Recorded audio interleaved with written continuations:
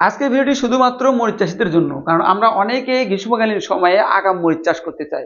তো আগাম মরিচ যদি চাষ করতে চাই সেক্ষেত্রে কোন কোন বিষয় আমাদের মাথায় রাখতে হবে, আর এই বিষয়গুলো যদি আমরা মাথায় না রাখি সেক্ষেত্রে মরিচ চাষ থেকে হতে পারে আপনাদের লস। তো পুরো ভিডিওটি জুড়েই কিন্তু আমরা আগাম মরিচ চাষ নিয়ে আলোচনা করার চেষ্টা করব। সম্মানিত দর্শক, আমরা অনেকে আগাম মরিচ চাষ করতে চাই, কিন্তু আগাম মরিচ চাষ করে যদি আমরা লস খাই তখন দোষ হয় কার জানেন? আমি সাইফুল ভিডিও করলাম কেন? ভিডিও দেখে তো আমি মরিচ চাষ করছি। অনেক সময় দেখা যাচ্ছে জাতের কারণে আমরা লস খাচ্ছি, যাই বীজ বিক্রি করছে তার কারণে লস খাচ্ছে, এবং অনেক সময় দেখা যায় কীটনাশক বিক্রি যে করেছে তার কারণে লস খায়। তো নিজের দোষ কিন্তু কখনোই কেউ নিতে চায় না। তো বারবারই আপনাদেরকে কিন্তু বলে থাকি, আপনারা অবশ্যই কৃষিতে আসার আগে ভেবে চিনতে তারপরে আসবেন। সম্মানিত দর্শক, আমরা যেহেতু মরিচ চাষে একটু ঝুঁকি বেশি নিতে চাই, আমরা কিন্তু অনেকে আগাম মরিচ চাষ করতে চাই। তা আগাম মরিচ চাষ করলে আমরা কখন মরিচ চাষ করব, বাজার দর কেমন পাবো, আগাম মরিচ চাষে রিস্কটা কেমন থাকবে, এই বেশ কয়েকটি বিষয় দেওয়ার চেষ্টা করবো আপনাদেরকে। তো সম্মানিত দর্শক, আমরা যদি আগাম মরিচ চাষ করতে চাই সেক্ষেত্রে কখন মরিচ চাষটা করব? দেখুন, আগাম মরিচ চাষের একেবারেই উপযুক্ত সময় হচ্ছিল আপনার মার্চ, এপ্রিল, মে এবং জুন। এই 4 মাসের মধ্যে কিন্তু আমাদেরকে মরিচটা চাষ করতে হবে। তো আমরা যদি অতি আগাম মরিচ চাষ করতে চাই সেক্ষেত্রে কিন্তু আমাদেরকে মার্চ এবং এপ্রিল এই 2 মাসের মধ্যে মরিচটা চাষ করতে হবে।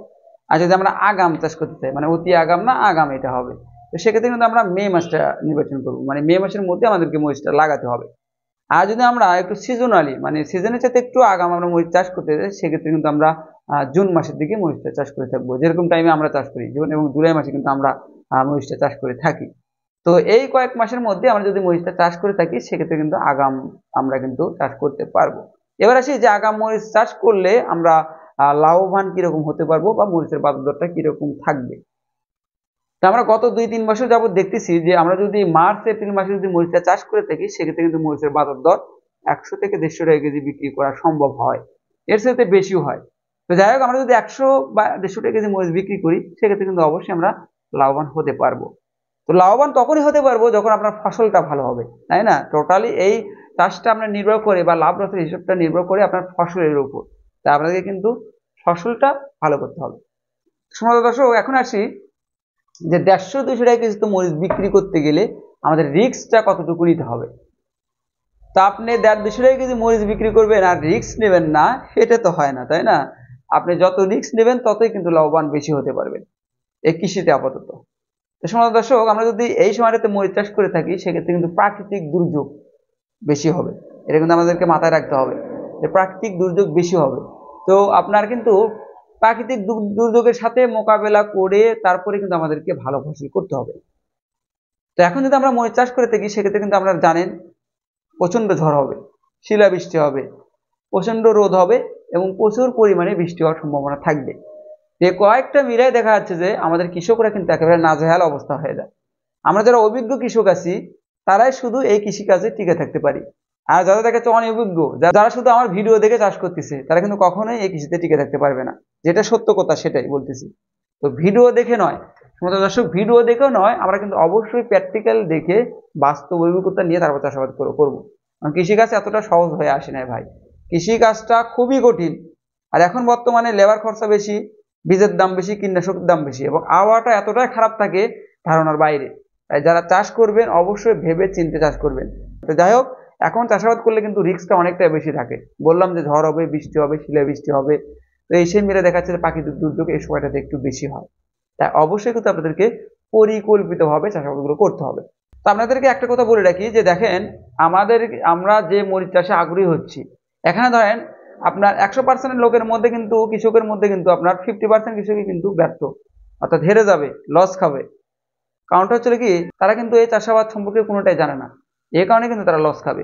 এই কারণে আমাদের কাছে অনুরোধ থাকবে, যারা আমরা এই গ্রীষ্মকালীন সময়ে চাষাবাদ করতে চাচ্ছি, যে কোনো ফসলই হোক, বেগুন, মরিচ, শশা, করলা, যে কোনো ফসল আমরা চাষ করি না কেন, ভালো জাত নির্বাচন করব, সঠিক মাটি নির্বাচন করব এবং সঠিক জায়গা থেকে পরামর্শ নেব। ধরেন আপনারা কিছুই জানেন না, আপনারা শুধু ভিডিও দেখতেছেন, ভিডিও দেখে মনে হচ্ছে না রে সাইফুল ভাই এত টাকা লাভ করতেছে, আমিও চাষ করব, এত টাকা লাভ হবে আমার। কিন্তু না ভাই, কৃষিতে টিকে থাকতে হলে কৃষির প্রধান অস্ত্র হচ্ছিল আপনার পরিশ্রম, মেধা। যত আপনার পরিশ্রম করবে আপনাদের জমিতে, এবং আপনি যদি সঠিকভাবে পরিচালনা না করতে পারেন সেক্ষেত্রে কিন্তু সেই পরিশ্রমের মূল্য আপনি কখনোই পাবেন না। সঠিক জায়গাতেই কিন্তু আমাদেরকে পরিশ্রম করতে হবে। তো সম্মানিত দর্শক, আজকের ভিডিওটি করার উদ্দেশ্য হচ্ছিল যে আমরা যারা মরিচ চাষ করতে আগ্রহী, আমরা যারা মরিচ চাষ করব, তারা অবশ্যই কিন্তু ভেবেচিন্তে মরিচ চাষ করব, তাহলেই কিন্তু এই মরিচ চাষ থেকে আমরা লাভবান হতে পারবো। যে কোনো ফসলের ক্ষেত্রে আমরা যখন আগাম চাষ করব তখন কিন্তু একটু রিস্ক থাকবে। তো আমরা যদি রিস্ক নিয়ে যদি আমরা এই ভালো ফসল ফলাতে পারি, সেক্ষেত্রে কিন্তু অবশ্যই আমরা লাভবান হতে পারবো। আর এখনকার দিনে যদি আমরা আগাম না করতে পারি, সেক্ষেত্রে কিন্তু কখনোই এই ফসল থেকে আমরা ন্যায্য দাম পাবো না। যেরকম ধরেন যে শীতকালীন সময় কিন্তু রিস্ক দেয়, তেমন একটা রিস্ক নেই, ফসল চাষ করলে ফসলটা ভালো হয়, কিন্তু দামটা কিন্তু থাকে না ভাই। তো আমরা যদি আগাম ফসল করতে যাই, সেক্ষেত্রে একটু রিস্ক থাকবে। তবে আপনারা কিন্তু ভালো জায়গা থেকে পরামর্শ নিয়ে আপনারা কিন্তু এই রিস্ক নিয়ে চাষাবাদগুলো করলে 100% আপনারা সফলতা অর্জন করতে পারবেন। তবে আমার ভিডিও দেখে নয়, আরেকজন ইউটিউবারের ভিডিও দেখে নয়, ভিডিও দেখে চাষাবাদ করা যাবে না। এ টু জেড প্র্যাকটিক্যালি ধারণা নিয়ে আমাদের কিন্তু চাষাবাদগুলো করতে হবে। তো সম্মানিত দর্শক, আপনি যদি পরিকল্পিতভাবে চাষাবাদ করতে চান এবং চাষাবাদের একটা এ টু জেড গাইডলাইন নিয়ে আপনি যদি চাষাবাদ করতে চান, অবশ্যই আমাদের সাথে যোগাযোগ করবেন। আমরা কিন্তু সঠিক পরামর্শ, পরিকল্পিত যে চাষাবাদের একটা গাইডলাইন, এগুলো কিন্তু আমরা উদ্যোক্তাদের মাঝে দিয়ে আমাদেরকে কিন্তু একটু হেল্প করার চেষ্টা করি। তো সবাই ভালো থাকবেন, সুস্থ থাকবেন, এবং ভিডিওটি ভালো লাগলে ভিডিওতে একটি লাইক করবেন, আর আপনাদের মূল্যবান মতামত কিন্তু কমেন্টের মাধ্যমে জানাবেন। ধন্যবাদ।